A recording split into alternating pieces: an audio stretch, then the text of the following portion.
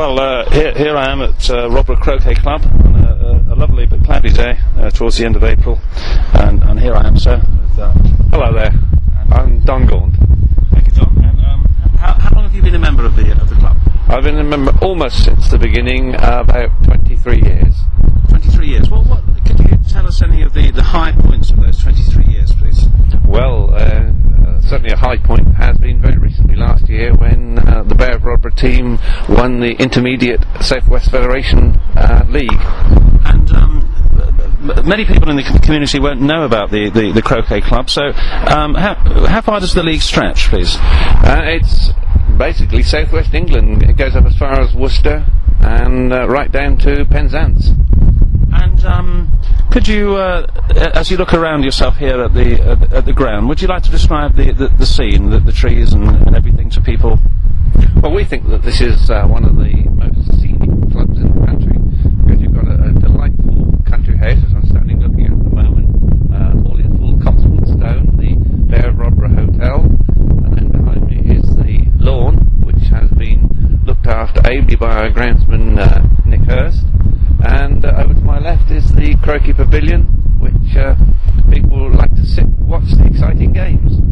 It really is a beautiful sight, and if you don't mind, I'll move on to another player, if that's okay now. That's fine, thank you. Bye-bye. Thank you so much, thank you. Good morning, sir. I wonder if you'd like to say your name, please. John Munro. Thank you, John. Now, John, could you describe for us, please, the game of croquet, the tactics and so on, and the skill that's used? Well, there are effectively two games. There's a game called Association Croquet, which means that you have, if you're playing singles, you have two balls, red and yellow play together and blue and black play together, and the idea is to get through all 12 hoops and hit the centre peg with both balls, and that finishes the game off. Is it an aggressive game?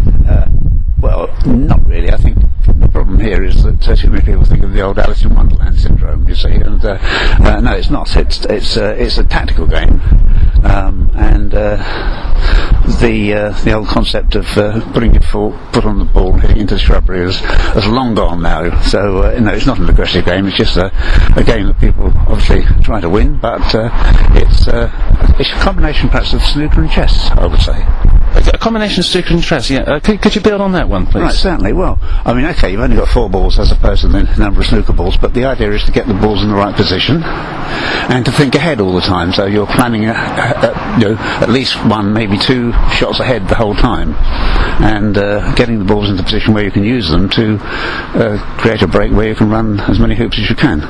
So that image of, Henley striped blazers and people sipping on Pimm's, you've really got to keep a clear head for this game. You have indeed, and also, I mean, there's all sorts of people playing now. I mean, people like, I know somebody who's a milkman who plays, and he finishes his early morning round and gets a bit of practice in. So, no, it's open to everybody, really, and so the old, the genteel concept is long gone. That was absolutely brilliant. Thank you. You put it into context for us. Thank you. Thank you. Now, as I say, it seems to be a game associated falsely with Henley striped blazers in the game and the Age of Empire, but Don's going to tell us about when the game was invented. Well, I would like to tell you exactly who invented it. Unfortunately, nobody actually knows. There are various schools of thought. Some people suggest it was started in Ireland, and certainly there are historical pictures and things which suggest that. Other people think it might well have started in India, and yet other people consider it was a development of a game called Pall Mall, which is where huge hoops in a long line were stretched, and the ball was knocked with a sort of a thing that was halfway between a croquet mallet and a golf club, down in a single line to a peg at the end. And indeed, there is a Pall Mall in London which came from that game. So, do we think Tudor times or 18th century, 19th century? Any idea? Oh yes, it's much more modern than Tudor times. The game, any sort of records that we've got of the game, really don't start till the latter half of the 19th century. In terms of its sociology, I've just been talking, and it's obviously not just a game for tops by any stretch of the imagination. I've just been hearing about the local milkman who plays and so on.